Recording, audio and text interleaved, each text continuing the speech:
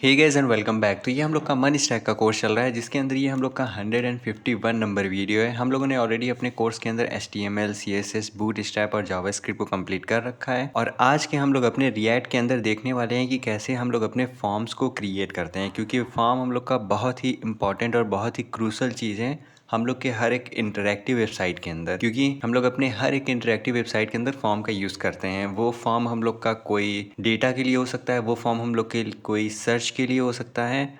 तो इन सारी चीज़ों को हम लोग क्रिएट करते हैं अपने फॉर्म की हेल्प से। तो आज के अपनी वीडियो के अंदर हम लोग डिटेल में देखने वाले हैं कि कैसे हम लोग अपने फॉर्म्स को क्रिएट करते हैं, कैसे यूज़ करते हैं, कैसे मैनिपुलेट करते हैं। तो अगर आप इस फ्री कोर्स को देख रहे हो तो इस चैनल को सब्सक्राइब करना ना भूलें। चलिए स्टार्ट करते हैं। तो यहाँ पे हम लोग फॉर्म्स को पढ़ने वाले हैं अपने रिएक्ट के अंदर। तो सबसे पहले हम लोग इसके बारे में थोड़ा सा पढ़ते हैं। हम लोगों ने ऑलरेडी फॉर्म्स को अपने HTML के अंदर देख रखा है, तो मैं आपको ये रिकमेंड करूँगा कि सबसे पहले आप जा कर के वो देखना, उसके बाद आप रिएक्ट का फॉर्म देखना, क्योंकि दोनों हम लोग का सिमिलर ही होता है बट थोड़ा सा हम लोग का डिफरेंस होता है जिसको अभी हम लोग पढ़ के समझेंगे। तो यहाँ पे देखो, यहाँ पे लिखा हुआ है in React a form is a crucial part of building interactive user interface. Form allow user to input data such as text, number, check box and more and submit that data to the application. React simplifies the process of handling form by providing control component approach। यानी कि ये जो हम लोग का form होता है, इस फॉर्म के अंदर मान लो हम लोगों ने एक इनपुट फील्ड क्रिएट किया अपने टेक्स्ट के लिए। तो यहाँ पे ये जो हम लोग का टेक्स्ट का इनपुट फील्ड है, इसका जो स्टेट है वो हम लोग का फॉर्म इंटरनली हैंडल करेगा। लेट्स सपोज दैट कि मैंने इसको एक ऐप कंपोनेंट के अंदर एक फॉर्म हम लोगों ने क्रिएट किया। ठीक, ये हम लोग का एक ऐप कंपोनेंट है जिसके अंदर ये हम लोग का एक फॉर्म है। ठीक, इस फॉर्म के अंदर मान लेते हैं हम लोग का कोई टेक्स्ट है।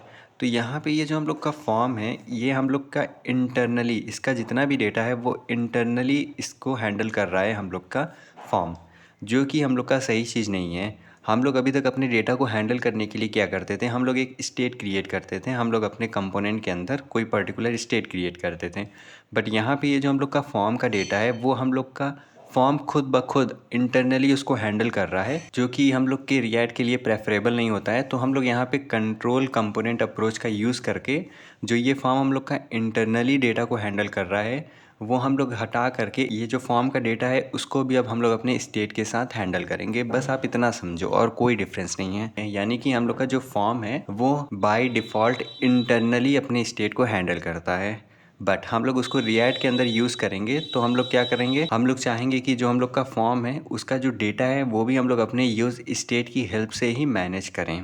ठीक, तो आगे अगर हम लोग इसके बारे में देखें तो ये सुनने में थोड़ा सा कॉम्प्लिकेटेड लग सकता है, बट ये उतना कॉम्प्लिकेटेड नहीं है। तो यहाँ पे देखो, अब हम लोग अपने फॉर्म को क्रिएट करना सीखेंगे। तो यहाँ पे सबसे पहले हम लोग थोड़ा सा पढ़ते हैं। A controlled component is a form elements whose value is controlled by the state. यानी कि ये जो हम लोग का कंट्रोल्ड अप्रोच है, उसकी हेल्प से हम लोग कंट्रोल करते हैं अपने फॉर्म के वैल्यू को अपने स्टेट के थ्रू। ठीक, उसके बाद देखो लिखा हुआ है this mean that the value of the input field is stored in a React component state and the component re render when the state change. यानी कि सिंपल, जैसे हम लोग कोई और डेटे को भी अपने स्टेट के अंदर स्टोर करते थे और वो स्टेट अगर हम लोग चेंज करते थे तो हम लोग का कंपोनेंट री रेंडर होता था। बट अब के केस में क्या होगा कि हम लोग अपने इनपुट फील्ड वाले डेटा को स्टोर करेंगे अपने स्टेट के अंदर, और जब भी हम लोग का इनपुट फील्ड का डेटा चेंज होगा तो हम लोग का जो स्टेट चेंज होगा, और स्टेट चेंज होने के कारण हम लोग का कंपोनेंट री रेंडर होगा। इसको ज़रा हम लोग एक कोड से समझते हैं। तो यहाँ पे देखो, ये हम लोग का एक फॉर्म नाम का कंपोनेंट क्रिएट है जिसके अंदर हम लोगों ने एक स्टेट क्रिएट किया जिसका नाम हम लोग का इनपुट वैल्यू है, और इसको अपडेट करने का फंक्शन हम लोग का सेट इनपुट वैल्यू है। ठीक, यहाँ पे देखो, यहाँ पे हम लोगों ने एक फॉर्म क्रिएट किया जिसके अंदर एक इनपुट फील्ड है। अब इस इनपुट फील्ड का जो हम लोग डेटा है उसको स्टोर करेंगे अपने इनपुट वैल्यू वाले स्टेट के अंदर। तो यहाँ पे देखो, वैल्यू के अंदर हम लोगों ने अपने इनपुट वैल्यू को पास किया, और अपने इनपुट फील्ड के अंदर जो भी वैल्यू है उसको हम लोग चेंज करने के लिए अपने सेट इनपुट वैल्यू फंक्शन को कॉल करेंगे। तो यहाँ पे देखो, हम लोग का ऑन चेंज के ऊपर लगा हुआ है handle input change. Handle input change के अंदर हम लोग ने इवेंट लिया और उसको अपने सेट इनपुट वैल्यू के अंदर हम लोगों ने पास कर दिया। अब यहाँ पे आप देखो तो दो तीन चीज़ें हम लोग के लिए नई हैं। एक, हम लोग के पास यहाँ पे एक वैल्यू है। ये वैल्यू एट्रीब्यूट एक्चुअल में क्या होता है, लेट्स सपोज दैट कि मैंने यहाँ पे एक इनपुट फील्ड क्रिएट कर दिया। ठीक, अब इनपुट फील्ड के अंदर बेसिकली हम लोग कुछ भी लिख सकते हैं। तो लेट्स सपोज दैट इसके अंदर मैंने ABC लिख दिया। तो यहाँ पे ये जो हम लोगों ने ABC लिखा हुआ है, ये हम लोग की इनपुट फील्ड की वैल्यू है। तो यहाँ पे जो हम लोगों ने एक इनपुट वैल्यू स्टेट क्रिएट किया है जिसके अंदर हम लोगों ने एम्प्टी स्ट्रिंग को स्टोर किया था, अब उसके जगह पे हम लोग का ABC स्टोर हो जाएगा। यानी कि यहाँ पे हम लोग की जो इनपुट वैल्यू है वो हम लोग की हो जाएगी ABC। लेट्स सपोज दैट कि मैंने अपने इनपुट फील्ड के अंदर ABC न लिख करके मैंने 1 2 3 4 5 लिख दिया, तो क्या होगा, अब हम लोग का जो इनपुट है उसके अंदर जो वैल्यू लिखी हुई है वो हम लोग की 1 2 3 4 5 है, तो यहाँ पे ABC ना होकर के 1 2 3 4 5 हो जाएगी हम लोग की। ठीक, यहाँ तक आपको समझ में आया? यानी कि इनपुट के अंदर जो हम लोग वैल्यू एट्रीब्यूट का यूज़ करते हैं वो हम लोग को उस पर्टिकुलर फील्ड के अंदर जो भी हम लोग की वैल्यू लिखी हुई है वो हम लोग को रिटर्न करता है। तो इस केस में मान लो हम लोग के इनपुट फील्ड के अंदर 1 2 3 4 5 है, तो वो वैल्यू हम लोग की यहाँ पे असाइन हो जाएगी। बट यहाँ पे हम लोग का जब इनपुट फील्ड के अंदर कोई वैल्यू चेंज होगा, लेट्स सपोज दैट यहाँ पे हम लोग का 4 और 5 लिखा हुआ है, इसके बाद मैंने जस्ट 6 को ऐड किया, तो हम लोग का जो ये इनपुट फील्ड है वो चेंज हो गया। तो चेंज को हम लोग हैंडल करने के लिए ऑन चेंज एट्रीब्यूट का यूज़ करते हैं। अब इसके अंदर हम लोग क्या करेंगे, अपने हैंडल इनपुट चेंज फंक्शन को कॉल करेंगे और जितने भी हम लोग के इवेंट्स होते हैं वो हम लोग के एक इवेंट ऑब्जेक्ट को रिटर्न करते हैं। तो यहाँ पे देखो ये हम लोगों ने एक इवेंट को टारगेट किया, इसको अभी जस्ट हम लोग कोड में करके देखेंगे तो और बेटर हम लोग को समझ में आएगा। और उस इवेंट से हम लोग टारगेटेड वैल्यू को लेंगे और उसको अपने सेट इनपुट वैल्यू के अंदर पेस्ट करेंगे। तो यहाँ से हम लोग अपने इनपुट वैल्यू को मॉडिफाई करेंगे। ठीक, तो यहाँ पे ये जो हम लोग का इवेंट है, ये इवेंट हम लोग को रिटर्न करेगा एक इवेंट ऑब्जेक्ट जिसके अंदर बहुत ढेर सारी डेटा होंगी, जिसमें से हम लोग के पास एक प्रॉपर्टी होता है टारगेट। ये टारगेट क्या करता है, ये उस पर्टिकुलर एलिमेंट को रिटर्न करता है जिसके थ्रू हम लोग का इवेंट ट्रिगर हुआ है। तो यहाँ पे देखो हम लोग का जो ऑन चेंज इवेंट है ये हम लोगों ने अपने इनपुट के थ्रू ट्रिगर किया है। तो इवेंट डॉट टारगेट की वैल्यू हम लोग की इनपुट हो जाएगी। अब इनपुट के अंदर देखो हम लोग के पास एक टाइप है, एक वैल्यू है। तो यहाँ से हम लोग अपने टारगेटेड एलिमेंट के अंदर जो हम लोग के पास वैल्यू है, वैल्यू एट्रीब्यूट है, उसको हम लोगों ने एक्सेस कर लिया। अब वैल्यू के अंदर जो भी हम लोग की वैल्यू लिखी हुई है उसको हम लोग अपडेट कर दे रहे हैं अपने टारगेटेड वैल्यू से। तो बहुत ही सिंपल है, चलो इसको कोड के अंदर जरा करके हम लोग देखते हैं। तो यहाँ पे देखो हम लोग का एक ऐप कंपोनेंट है, मैं अपने SRC के अंदर आकर के एक न्यू फाइल क्रिएट करता हूँ, इसका नाम दे देता हूँ myform.jsx। ठीक, अब मैं यहाँ पे क्या करता हूँ, मैं अपना कंपोनेंट क्रिएट कर लेता हूँ कॉन्स्ट myform, और ये हम लोग का रिटर्न करेगा।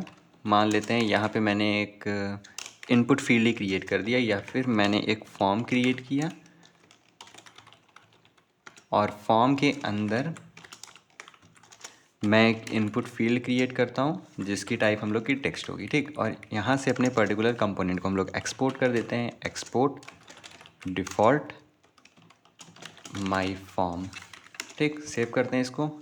अब मैं क्या करता हूँ, अपने app.jsx के अंदर आकर के अपने myform को एक्सेस करता हूँ, myform को,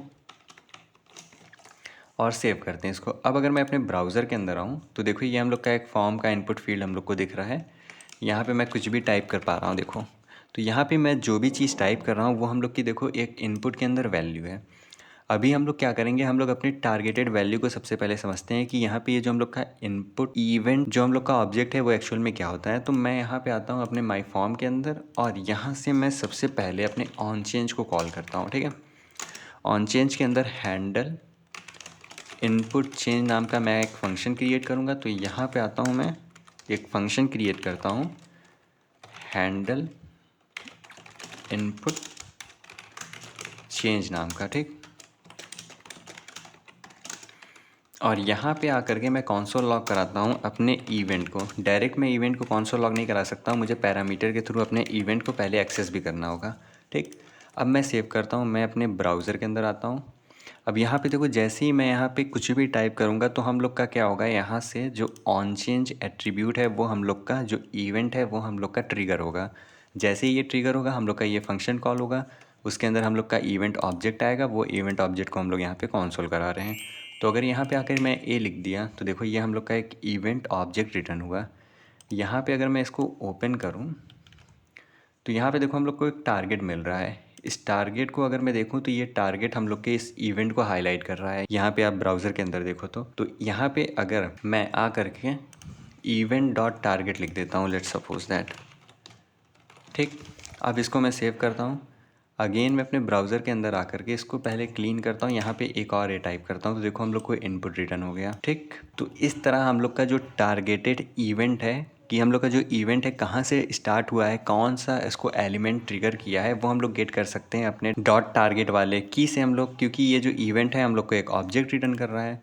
तो यहाँ पे अगर अगेन मैं आकर के इसको रिमूव करूँ, सेव करूँ मैं, तो यहाँ पे देखो अगर मैं कुछ भी टाइप किया तो हम लोग का पूरा इवेंट आ गया, इवेंट ऑब्जेक्ट आ गया, जिसके अंदर देखो हम लोग के पास बबल की है, उसकी वैल्यू है। उसी तरह हम लोग के पास एक टारगेट की है जिसकी कुछ वैल्यू है। अब अगर मैं इस टारगेट को ओपन करूँ तो टारगेट के अंदर देखो हम लोग के पास एक वैल्यू की है जो कि करंट में हम लोग की, ये देखो ये वैल्यू है जो कि यहाँ पे हम लोग की लिखी हुई है।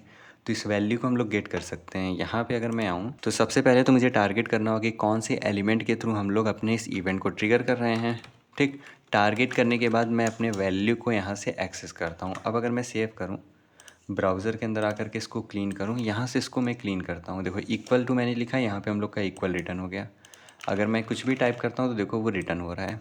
कैसे रिटर्न हो रहा है? हम लोग के इवेंट ऑब्जेक्ट के थ्रू। हम लोगों ने सबसे पहले अपने इवेंट ऑब्जेक्ट को एक्सेस किया, उसके थ्रू हम लोगों ने अपने टारगेटेड एलिमेंट को एक्सेस किया कि कहाँ से हम लोग का जो इवेंट है वो टारगेट हो रहा है। और अपने टारगेट के अंदर हम लोग के पास एक वैल्यू नाम की एक की होती है जिसकी हेल्प से हम लोगों ने अपने वैल्यू को एक्सेस किया। तो बेसिकली ओवरऑल यही हम लोग का एक इवेंट ऑब्जेक्ट होता है। ठीक, अब यहाँ पे हम लोग का जो ये इनपुट है इसके अंदर जितनी भी ये वैल्यूज़ हम लोग को दिख रही है, ये हम लोग का जो फॉर्म है वो इंटरनली हैंडल कर रहा है। यहाँ पे अगर आप देखो तो ये कंसोल में हो रहा है, हम लोग की सारी वैल्यूज़ आ रही हैं, ये वैल्यू इंटरनली हम लोग का जो फॉर्म है, जो हम लोग का इनपुट है वो हैंडल कर रहा है। बट हम लोग को इसको इंटरनली हैंडल ना करा के हम लोग को अपने रिएक्ट का स्टेट यूज़ करना है। तो हम लोग यहाँ पे आएंगे, सबसे पहले मैं एक स्टेट क्रिएट करता हूँ कॉन्स्ट, उसका नाम मेरा हो जाएगा इनपुट वैल्यू, जिसकी हेल्प से मैं अपडेट करूँगा वो सेट इनपुट वैल्यू हो जाएगा। ठीक, अब यहाँ पे आकर के मैं अपनी यूज़ स्टेट का यूज़ करूँगा और यहाँ पे मैं इसको एक एम्प्टी स्ट्रिंग बनाऊँगा। ठीक, अब मैं इसको सेव करता हूँ, ब्राउज़र के अंदर मैं आता हूँ और यहाँ पे अपने इनपुट के अंदर आकर के मैं अगेन अपने वैल्यू एट्रीब्यूट को एक्सेस करूँगा और यहाँ पे मैं अपने इनपुट वैल्यू को सेट करता हूँ। तो यहाँ से देखो जो हम लोग का इनपुट वैल्यू है जिसके अंदर हम लोग का एम्प्टी स्ट्रिंग है, उसको मैंने सेट कर दिया अपने इस वैल्यू के अंदर। अब अगर मैं सेव करूँ और अपने मैं ब्राउज़र के अंदर आऊँ, यहाँ पे इसको क्लीन करते हैं, यहाँ से मैंने ए को टाइप किया। देखो मैं सारी चीज़ें टाइप कर रहा हूँ, वो हम लोग के कंसोल के अंदर दिख रहा है बट यहाँ पे हम लोग को नहीं दिख रहा है। मैं देखो अगेन टाइप कर रहा हूँ सारी चीज़ें, बट हम लोग के यहाँ पे इनपुट फील्ड के अंदर वो सारी चीज़ें नहीं दिख रही हैं, बट वो हम लोग के कंसोल के अंदर दिख रहा है। ऐसा क्यों है? ऐसा इसलिए है क्योंकि हम लोग का जो यहाँ पे इनपुट वैल्यू है उसकी इनिशियल वैल्यू हम लोगों ने एक एम्प्टी स्ट्रिंग सेट की हुई है। और अगर हम लोग को इसको एम्प्टी स्ट्रिंग से चेंज करना है तो हम लोग को किसी तरह से अपने इस वाले फंक्शन को कॉल करना होगा, क्योंकि जैसे ही हम लोग अपने इस वाले फंक्शन को कॉल करेंगे तो क्या होगा, इस वाले फंक्शन के थ्रू हम लोग अपने इनपुट वैल्यू को चेंज कर पाएंगे और जैसे ही हम लोग अपने इनपुट वैल्यू को चेंज करेंगे हम लोग अपने स्टेट को चेंज कर देंगे और जैसे ही हम लोग अपने स्टेट को चेंज करेंगे तो क्या होगा, हम लोग का यहाँ पे जो ये इनपुट फील्ड है वो अगेन हम लोग का रेंडर होगा। अभी क्या हो रहा है, अभी हम लोग यहाँ पे कुछ भी टाइप कर रहे हैं तो हम लोग को कंसोल के अंदर दिख रहा है, बट यहाँ पे हम लोग का ये कंपोनेंट री रेंडर नहीं हो रहा है, इसलिए हम लोग को ये डेस्कटॉप के अंदर वेबसाइट के अंदर विजिबल नहीं है। तो यहाँ पे मैं क्या करता हूँ, सबसे सिंपल, अगर मैं यहाँ पे एक स्ट्रिंग के अंदर अनुज मैंने लिख दिया। ठीक, अब अगर मैं सेव करूँ तो यहाँ पे देखो ये इनपुट के अंदर हम लोग को अनुज दिखेगा, बट मैं इसको बदल नहीं सकता हूँ। यहाँ पे देखो अनुज के बाद यहाँ पे सारी डेटा हम लोग को मिल रही है, बट वो हम लोग चेंज नहीं कर पा रहे हैं। तो हम लोग क्या करेंगे, हम लोग यहाँ पे ये जो हम लोग का हैंडल इनपुट है, हम लोगों ने अपने वैल्यू को तो गेट करना देख लिया। यहाँ पे जैसे ही मैं कुछ भी टाइप कर रहा हूँ तो उस वैल्यू को हम लोग देखो यहाँ पे गेट कर पा रहे हैं। अब हम लोग को इस गेट वाले वैल्यू को किसी तरह से अपने सेट इनपुट वैल्यू के थ्रू अपने इनपुट फील्ड के अंदर सेट करना है। तो बहुत ही सिंपल प्रोसेस है, हम लोग क्या करेंगे, अपने सेट इनपुट वैल्यू को कॉल करेंगे और इसके अंदर हम लोग डायरेक्ट अपने इस वाले वैल्यू को पेस्ट कर देंगे। यहाँ से अगर मैं कंसोल लॉग को हटाऊँ, अब अगर मैं सेव करूँ, अगेन हम लोग अपने ब्राउज़र के अंदर आएँ और यहाँ से मैंने इसको चेंज किया तो देखो चेंज हो गया। अब मैं यहाँ पे मैं कुछ भी टाइप कर सकता हूँ और ऐसा नहीं है कि केवल मैं इसको टाइप कर पा रहा हूँ, मैं इसको टाइप करने के साथ साथ अपने इस वाले वेरिएबल के अंदर स्टोर भी कर पा रहा हूँ। अगर आपको बिलीव नहीं है तो मैं यहाँ पे नीचे आकर के देखो कंसोल लॉग कराता हूँ, इनपुट वैल्यू को सेव करें, इसको हम लोग ब्राउज़र पे अगर मैं आऊँ इसको क्लीन करूँ, यहाँ से मैं इसको भी क्लीन करता हूँ। अगर मैं देखो यहाँ पे कुछ भी टाइप कर रहा हूँ तो देखो प्रिंट हो रहा है, और मैं यहाँ पे जितनी बार भी इसको टाइप कर रहा हूँ देखो यहाँ पे हम लोग के उतने टाइम प्रिंट हो रहा है, इवन दो मैंने इसको अपने फंक्शन के बाहर लिखा हुआ है। तो यहाँ पे देखो क्या हो रहा है, यहाँ पे जैसे ही मैं अपने ऑन चेंज के थ्रू अपने इनपुट फील्ड के अंदर जो वैल्यू है उसको मैं चेंज कर रहा हूँ, तो क्या हो रहा है, हम लोग का यहाँ पे स्टेट चेंज हो रहा है। अब स्टेट चेंज हो रहा है तो क्या करेगा रिएक्ट हम लोग का अगेन पूरा कंपोनेंट री रेंडर करेगा। तो जब वो पूरा री रेंडर करेगा तो वहाँ पे अगेन हम लोग का कंसोल लॉग भी होगा। अगेन जैसे ही मैं यहाँ पे आकर के कुछ भी टाइप करूँगा तो अगेन हम लोग का कंपोनेंट री रेंडर हुआ। मैंने यहाँ पे 1 टाइप किया तो 1 हम लोग के सबसे पहले हम लोग के इनपुट फील्ड के ऑन चेंज के थ्रू हम लोग के इनपुट वैल्यू को चेंज किया, जिसकी वजह से हम लोग का स्टेट चेंज हुआ और हम लोग का कंपोनेंट री रेंडर हुआ। तो बेसिकली यही हम लोग का पूरा पर्पस होता है, पूरा का पूरा सिस्टम होता है, जिसकी हेल्प से हम लोग अपने इनपुट के वैल्यू को गेट करते हैं और उस वैल्यू को अपने स्टेट के अंदर सेट करते हैं। तो किस तरह हम लोग कर रहे हैं, अगेन हम लोग सबसे पहले अपने इनपुट के वैल्यू को अपने स्टेट के वैल्यू से सेट कर रहे हैं, और बाद में हम लोग अपने इनपुट के ऑन चेंज एट्रीब्यूट की हेल्प से अपने सेट इनपुट वैल्यू फंक्शन के अंदर अपने करंट इनपुट की वैल्यू को पास कर रहे हैं, ताकि हम लोग का जो इनपुट वैल्यू है वो हम लोग का चेंज हो सके। ये फर्स्ट टाइम सुनने में थोड़ा सा कंफ्यूजिंग लग सकता है, बट जैसे आप इसको प्रैक्टिस करोगे एकदम क्लियर हो जाएगा ये आपका। तो इसके बाद हम लोग अपने नेक्स्ट वीडियो के अंदर और भी चीज़ें देखेंगे, जैसे कि हम लोग अपने लेबल्स को कैसे क्रिएट करते हैं, हम लोग अपने मल्टीपल इनपुट्स को कैसे हैंडल करते हैं। हम लोग इसको अपने पहले ही वीडियो के अंदर नहीं कवर करेंगे, क्योंकि ये हम लोग के लिए थोड़ा सा ओवर कॉम्प्लिकेटेड हो जाएगा। क्यों ओवर कॉम्प्लिकेटेड हो जाएगा, क्योंकि ये हम लोग फर्स्ट टाइम देख रहे हैं कि रिएक्ट के अंदर कैसे हम लोग फॉर्म्स को क्रिएट करते हैं, और हम लोगों ने ऑलरेडी देख रखा है कि इसके अंदर हम लोग को एक स्टेट क्रिएट करना पड़ा है। उस स्टेट के अंदर हम लोग क्या कर रहे हैं, सबसे पहले अपने इनपुट फील्ड के अंदर जो हम लोग के पास वैल्यू है उस वैल्यू के अंदर हम लोग अपने स्टेट वाले वैल्यू को पास कर रहे हैं, ठीक। उसके बाद हम लोग अपने ऑन चेंज के थ्रू एक फंक्शन को ट्रिगर कर रहे हैं। उस फंक्शन के अंदर हम लोग अपने इवेंट के थ्रू अपने टारगेटेड वैल्यू को गेट कर रहे हैं, यानी कि जो भी इनपुट फील्ड के अंदर हम लोग को वैल्यू मिल रही है उस वैल्यू को हम लोग यहाँ पे गेट कर रहे हैं, और वैल्यू को गेट करने के बाद हम लोग अपने सेट इनपुट वैल्यू को कॉल करके उस पर्टिकुलर वैल्यू को हम लोग सेट कर रहे हैं। तो ये देखने में थोड़ा सा हम लोग के लिए ओवरली कॉम्प्लिकेटेड चीज़ हो जाएगी, बट ये उतनी कॉम्प्लिकेटेड चीज़ नहीं है, ठीक। तो होपफुली आपको समझ में आ गया हो। अगर आपको कोई डाउट हो तो आप कमेंट सेक्शन के अंदर पूछ सकते हैं। तब तक के लिए चैनल को सब्सक्राइब करना ना भूलें। Thanks for watching.